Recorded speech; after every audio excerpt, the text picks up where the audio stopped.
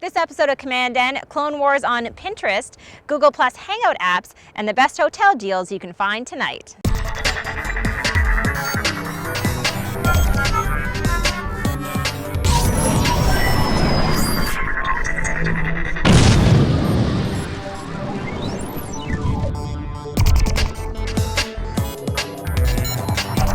Welcome to episode 255 of commandN. I'm Amber.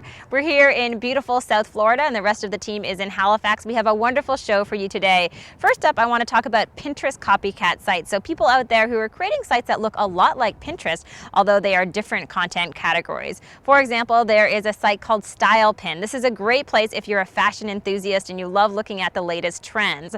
There is also another service that I think our audience will love. It's a site called Curisma. This is for geeky things. So all those high-tech things that many of us love. Now finally, I know many of you are men out there and you will love this service. It's called MANteresting. This is a service for manly things. So unlike Pinterest, which is definitely female-oriented, this is a place where you can find cigars, strange photos, and other stuff that you guys like. You might think that getting and owning a domain name is hard. With Hover, it's not. Hover is all about domains and email. If you're like me, you know that registering a domain name can be a very frustrating process. Fortunately, our friends over at Hover make this a whole lot easier. Not only is the process of registering a domain name a lot easier on Hover, but their customer support is fantastic, better than anything else out there. If you want to get a great discount on Hover, all you have to do is use our commandN promo code at commandN.hover.com. Google has launched a series of ads promoting its products, and unlike many technology companies that tend to put out ads that are a little more sterile, these advertisements definitely pull at our heartstrings. One of the most recent promotes Google Chrome by talking about a couple who is in a fight and tries to get reunited by using a bunch of different Google tools. Sorry about those things I said before. Sorry about those things I said before. People come and people go. People come by now, you know. And I'm sorry about all those things. One day you realize how sorry I was that you had to go. What is wrong with you?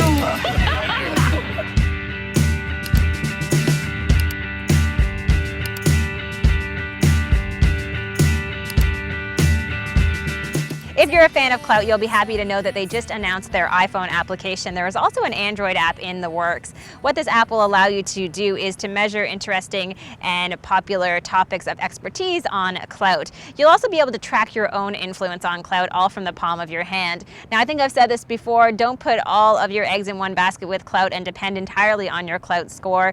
For example, sometimes they can be wrong. They've said before that I am influential in hockey, and much to the dismay of many of our Canadian fans, I have not watched a hockey game in years. Now let's check in with Jeff and Laura with their hot topic. We all love the Hangouts feature on the Google Plus platform, so in this episode we're going to take a look at some interesting ways that it's being used.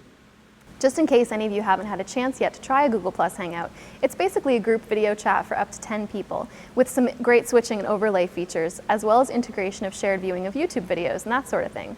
Not too long ago, US President Barack Obama used a Google Plus Hangout to respond to content submitted via YouTube, and Republican hopeful Mitt Romney has more recently used the platform to answer voter questions as well.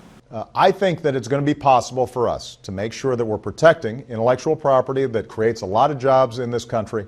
It's one of the United States' biggest exports is all our knowledge-based products, but also do it in a way where it's not affecting the fundamental integrity of the internet as an open, transparent system.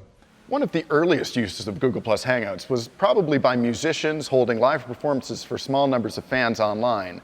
And for those whose creativity might lie more in the culinary arts, you'll be pleased to know that now you can cook with friends and even get some tips with groups like Lee Allison's Google Plus Cooking School on Google Plus Hangouts.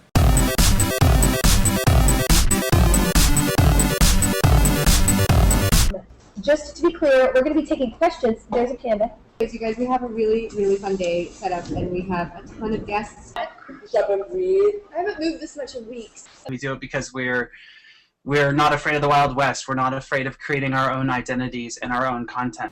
We're big Felicia Day fans, and Geek and Sundry's recent 12-hour subscribe-a-thon on Google Plus Hangouts is a great example of a creative way to leverage this Google Plus tool. Felicia and other members of the Geek and Sundry crew chatted with viewers, brought on guests, and even had games and prizes, describing the event as an online convention to promote their new YouTube channel and also to help raise money for Best Friends Animal Society.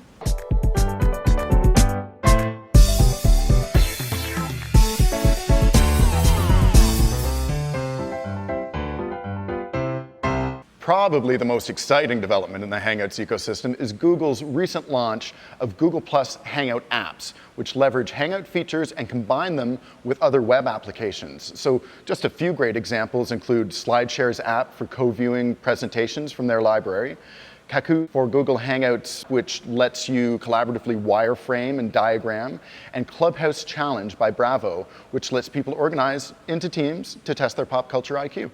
I think Hangouts are so compelling because they combine both the ability to interact with multiple people in a coherent way and the power of video and web sharing, and I'm really looking forward to seeing where Google goes next with Hangouts. So let us know your favorite uses for Google Plus Hangouts in the comments or through our social media channels. My social media recommendation is a service called Stamp. This allows you to add a dynamic email signature to Gmail, Outlook, or any other major email platform. What I really love about Stamp is it also allows you to integrate your social media accounts. So let's say you're a Twitter user, Stamp makes it really simple to add your most recent tweet to your emails. You can do the same thing if you're a WordPress user and you want people to see your most recent blog post. Now let's check in with Jeff to see his latest hot stuff review.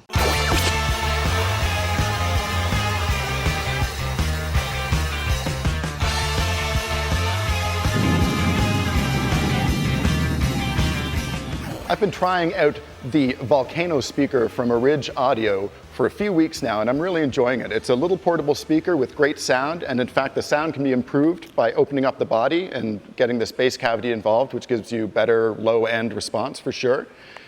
The package comes with the speaker and a little cable that has both your USB and an 1/8" adapter, so you can plug this into your iPhone, but anything with the speaker jack will work just fine. It has an incredibly fast charge, I think. For between an hour and a half and 2 hours of charging, you get 10 to 12 hours of speaker life, which is fantastic. And in one of the more unique additions, you can daisy chain these together by plugging another speaker into the back of this portable speaker to get better sound. And if you just want a convenient little 1/8" cable, there's one built right into the bottom. You can find these online for between $25 and $40, depending on where you look. And you can see more great products from OrigAudio at origaudio.ca. My app pick this week is called Hotel Tonight. This is a download available for the iPhone or Android devices that allows you to get really deep discounts on hotel rooms when you're booking on the same day. It currently works in major cities in the United States, and it's newly available in Canada. That's all for this episode of commandN. As always, you can find us online at commandN.tv. We're also on Google+, on Twitter, and other places online. Thanks for watching, and we'll see you soon.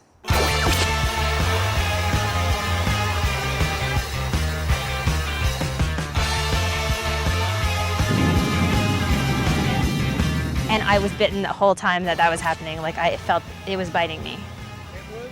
Yeah, there was a bug biting me, and I just talked through it. Eaten alive.